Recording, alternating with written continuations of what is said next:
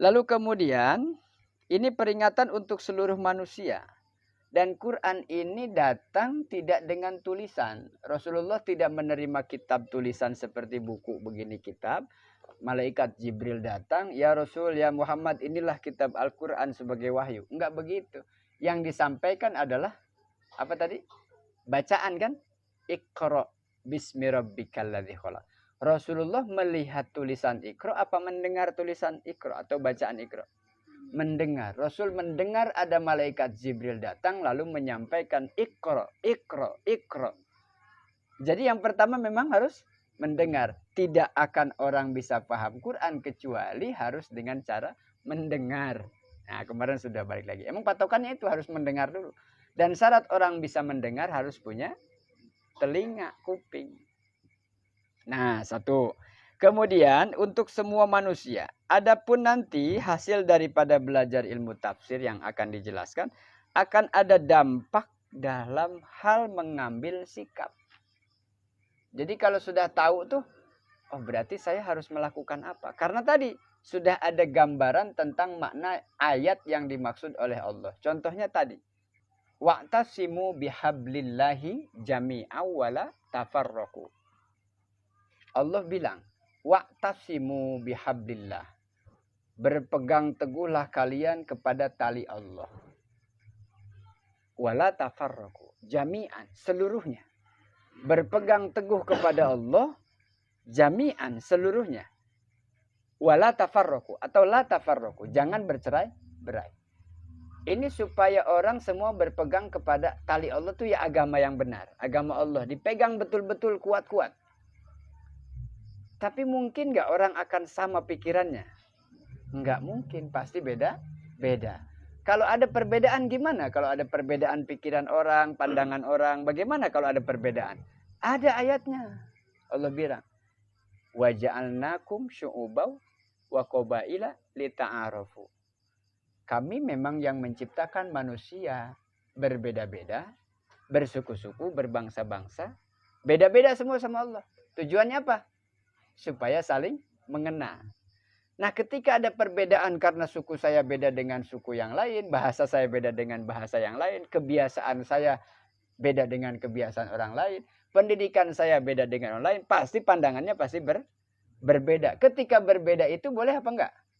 Boleh. Yang tidak boleh, la tafarraqu. Jangan dari perbedaan itu kamu jadi pecah belah. Paham kan? Tuh, itu contoh, Pak. Contoh ketika orang belajar tafsir tuh, oh maksud tuh jadi gitu. Jadi boleh nggak Pak beda pendapat? Boleh. Beda pandangan? Boleh. Selek nih. Selek tuh ya ikhtilaf, khilaf. Beda. Dan pandangan saya dengan pandangan yang lain beda. Boleh nggak? Boleh. Tetapi kembali lagi, kalau ada perselisihan nanti dikuatkan dengan hadis nih. Kalau ada perselisihan di antara kalian, maka kembalikan kepada Allah dan Rasulnya. Yuk kita lihat perbedaannya dalam hal apa sih? Nah sekarang untuk tahu yang benar gimana caranya? Terus Pak yang benar yang mana? Kira-kira yang nggak tahu dengan yang nggak ngerti sama yang nggak paham tuh berdebat. Apa jadinya? Yang nggak ngerti, yang nggak tahu sama yang nggak paham debat. Pokoknya mah wajib. Wah, maka kata Rasul kalau ada perselisihan kembali kepada Allah. Nanti dari hukum yang contoh kasus tadi itu bisa dijelaskan melalui khazanah keilmuan. Banyak sumber-sumbernya. Harus tahu esensi hukumnya. Maka belajar tafsir artinya mempelajari tentang esensi. Intinya apa sih? Allah cuma bilang di Quran itu, apa salah satu perintah sholat? Aqimis sholat, dirikanlah sholat. Tapi di sisi lain, warka'u ma'ar roki'in. Ruku di situ maksudnya sholat. Sholatlah bersama orang-orang yang sholat. Artinya kalau bersama-sama namanya jamaah. Jadi sebetulnya jamaah ini hukumnya apa? Tuh, jadi ada khusus tentang keutamaan sholat berjamaah. Kalau sudah pahamnya betul-betul paham, tidak akan ada lagi nanti salah paham. Kenapa? Ada yang fardu kifayah, ya ada pendapat. Ada yang sunnahnya muakkad, ada. Bahkan yang mewajibkan ada. Persoalannya, jangan sampai fanatik terhadap suatu keputusan hukum, tetapi tidak tahu dalil. Ini yang bikin orang jadi pecah belah. Sementara Allah tadi bilang, peganglah agama Allah dan jangan bercerai-berai. Lagian kita dibikin beda-beda. Siapa yang bikin beda-beda? Allah. Boleh nggak kalau berbeda? Boleh. Yang tidak boleh? Bercerai-berai, berpecah belah. Itu yang nggak boleh. Supaya mudah mengamalkannya. Karena apa ya? Cakupan daripada maksud ayat Allah itu. Idza kanal muhtamil alladzi yarahu yuafiqul kitab wa sunnah. Supaya apa yang diamalkan orang-orang sesuai sejalan seiring dengan yang dimaksud oleh Quran dan Sunnah. Yang punya kemampuan kapasitas keilmuan, ya dia bisa menggali hukum. Hukum sendiri, ijtihad, para mujtahid. Caranya dengan istimbat, istidlal, menguasai seluruh keilmuan Quran, menguasai seluruh jalan bagaimana cara menentukan hukum. Tapi kalau semua orang atau ada orang yang nggak paham itu gimana? Ya ikut aja sama yang tahu, namanya taklid. Tuh, jadi saya harus sadar ada di mana saya nih. Mau mengamalkan Quran. Saya nggak ngerti Qurannya, nggak bisa paham, nggak bisa, ya ikut aja sama yang paham. Nah itu namanya ngikut. Nah kalau ngikut berarti ada hak dan kewajiban. Kalau ikut berarti jangan rese. Ya seperti mobil tuh. Supir. Sudah percayalah saya supirnya sama dia. Lengkap semua sudah. Persyaratan untuk jadi supir tuh profesional. Kita yang penumpang gimana? Ya sudah percaya aja. Duduk yang manis, tenang, diam, istirahat. Silahkan menikmati perjalanan. Nah sekarang ada penumpang yang rese, yang sok tahu padahal dia nggak tahu. Saya juga bisa nyupir, pas dulu nyupir berantakan, kacau. Ya itu tadi gara-gara sok tahu tadi. Ya kalau nggak bisa ya belajar. Jangan coba-coba karena apa? Ini kaitan dengan keselamatan orang di dalam mobil. Nah sekarang agama nggak boleh macam-macam. Kenapa? Ini jaminan atau kaitannya dengan keselamatan orang dalam beribadah yang nanti akan dibawa ke akhirat. Ditanya sama Allah nanti. Yang ngajarkannya, yang mencontohkannya harus benar. Kenapa? Bahaya tanggung jawabnya nanti di akhirat di hadapan Allah. Fata'wil yakhtalifu. Kok bisa beda-beda pandangan menurut pandangan contoh tadi sholat berjamaah hukumnya ada yang begini-begini. Kok ada perbedaan begitu? Tergantung. Dari apa tergantungnya? Bikhtilafi halil mu'awwil. Tergantung siapa yang menakwili. Yang menceritakan, yang mentakwil, yang menafsiri berdasarkan juga Quran dan Sunnah. Jadi ada Quran yang ditafsirkan dengan Quran, tafsir dengan tafsir, ada Quran yang ditafsirkan dengan hadis, dengan sunnah. Maka ketika ditanya, misalnya gini, contoh. Kalau ditanya, innal insana lafi khusrin. Ini yang ayatnya kita hafal semua. Semua manusia pasti rugi. Semua nih. Di situ ada taksis. Kan Allah ngasih tahu. Wal asri, demi waktu. Judulnya tentang waktu. Berarti ada hal yang luar biasa dalam waktu. Kenapa Allah cerita waktu? Sebetulnya mau nyampein ke orang-orang bahwa semua manusia itu pasti dalam keadaan merugi. Rugi semua. Rugi bahasa lawan katanya apa? Untung. Oke, sekarang rugi semua. Orang kita tanya, bapak-bapak mau rugi apa mau untung? Untung. Oke. Tapi Allah bilang semuanya rugi manusia. Terus Pak, supaya enggak rugi gimana? Berarti mau apa? Untung. Caranya gimana? Allah bilang taksis. Ya, semua manusia rugi kecuali ada yang enggak rugi nih. Yang enggak rugi berarti yang untung. Manusia beruntung. Satu, illalladzina amanu. Dia manusia yang beriman kepada Allah berarti enggak rugi alias untung. Alhamdulillahirabbil alamin. Beruntung saya beriman. Beruntung saya Islam. Beruntung. Di tengah lingkungan yang mungkin ada yang non.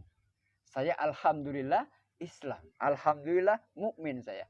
Berarti enggak rugi? Enggak. Apakah cukup itu saja? Masih ada yang harus kita sempurnakan. Wa amilus solihat. Setelah beriman silahkan beramal soleh. Wa tawasau bil haqi, silakan saling menasihati dalam kebaikan. Wa tawasau bis sabri, silakan saling menasihati dalam kesabaran. Kalau 4 hal ini diamalkan, boleh nggak Bapak meyakini bahwa saya insya Allah dijamin untung dan tidak rugi? Boleh nggak begitu? Ini kalau ngikutin Allah kan begitu sudah. Persoalannya teknisnya gimana? Caranya. Supaya iman yang pertama ini benar imannya. Yang kedua, saya beramal soleh. Soleh itu baik. Baik itu ukuran siapa? Kalau kita di sini pakai pakaian yang di pedalaman sana, salah satu suku budaya di kita, misalnya di mana? Papua. Cuman ditutupin itunya aja. Buat mereka biasa nggak? Bagus nggak? Ada masalah nggak di sana? Coba di sini. Coba Bang Olik pakai pakaian begitu di sini. Iya nggak? Ya artinya kalau di sini kan nggak bagus, berarti artinya gimana nih? Harus paham kan? Nah itu maksudnya. Tapi kenapa memang ada perbedaan-perbedaan? Tuh, jadi harus dipahami betul. Amal solehnya yang gimana Pak? Beriman sudah. Iman yang kayak gimana? Yang kedua, ada Pak teman saya juga beriman kepada Allah. Tapi dia nggak sholat. Berarti nggak beramal soleh. Sudah Pak dia iman, beramal soleh. Tapi dia nggak pernah menasehati dalam kebenaran. Jadi kalau ada teman yang nggak benar dibiarin, nggak diingetin, katanya nafsi-nafsi dah, amaluna lana amaluna walakum amalukum, ya amal saya, amal kamu buat kamu, nafsi-nafsi aja dah. Nah ternyata begitu ada. Terus gimana? Watau sobri, ketika ada teman saudara ada musibah, ada masalah, dia malah senang dia, nggak nyuruh sabar, nggak malah buru-buru bantuin, nasehatin supaya sabar aja enggak. Nah berarti nggak sempurna. Jadi kalau mau untung tidak rugi, amanu wa amilus solihati wa tawassaw bil haqqi wa tawassaw bis sabr. Ini ayat Quran ini kemarin sudah dijelaskan per surat, per ayat, per kalimat, per lafaz, bahkan per huruf itu ada maknanya dua. Satu yang dohir, dua yang batin. Secara dohir aja dulu beriman, ya saya beriman kepada Allah. Apa cirinya orang beriman? Ya dia muslim agamanya. Apa cirinya, buktinya? Apa buktinya? KTP. Ini tadi secara administrasi apa? KTP kan? Nah, lihat KTP-nya Pak. Oh iya Islam, ya sudah. Zuhur nggak sholat. Nah ini nanti ada masalah lagi. Ini gimana sih KTP-nya, salah apa benar sih? Gitu. Islam di sini. Kan gitu. Ditanya, Mas Islam, sholat? Enggak. Jadi buktinya apa? Ya itu KTP saya Pak. Oh. ya jangan bilang Islam KTP. Pokoknya dia beriman aja gitu ya. Oke, sudah. Nah sudah, akhirnya ada orang kemudian bilang Islamnya KTP, Islamnya cuma simbolis, Islamnya cuma formalitas, gitu. Nah ini kita nggak bisa lihat dari, ya tapi yang diamalkan yang dohir-dohir tadi. Emang penjelasan ini tuh ya itu maksudnya. Jadi baca saya sedikit tentang ilmu tafsir karena memang kita belum pernah ngaji ilmu tafsir. Jadi saya jelaskan dulu tentang apa sih Pak nih ilmu tafsir. Supaya bisa dilaksanakan dan pelaksanaan itu amalannya sesuai dengan yang Allah maksud. Jadi esensi hukum itu harus dipahami, tapi yang diamalkan tetap yang zahir. Sesuai nggak? Sesuai. Nutup aurat. Apa iya harus pakai mukena kemana-mana ibu-ibu? Enggak juga. Pakai gamis kemana-mana? Enggak juga. Laki-laki nutup aurat. Kalau dibilang aurat laki-laki itu ya cuman baina surrah warrukbah, antara pusar dan lutut. Apa iya kita koloran terus kemana-mana? Tapi kan sudah nutup aurat ya apa aja? Udah kan? Udah cukup kan? Cukup. Tapi masalahnya nggak etis kan? Masa iya pakai kolor doang gitu? Malu lah Pak. Oh berarti ada rasa malu. Nah di situ nanti paduan antara ilmu dan akhlak, antara kesolehan kepada Allah dan kesolehan dengan sesama. Harus padu. Supaya jangan salah dalam mengamalkan, maka pahami ilmu tafsir supaya nanti takwilnya tidak salah. Kok beda-beda? Tergantung kapasitas yang mentakwil. Makanya ulama tafsir ya banyak, ulama hadis ya banyak, ulama fikih yang banyak. Lalu kemudian bagaimana kita mengikutinya, memahaminya? Kembali kemarin, tergantung dari mana mendengar tentang itu.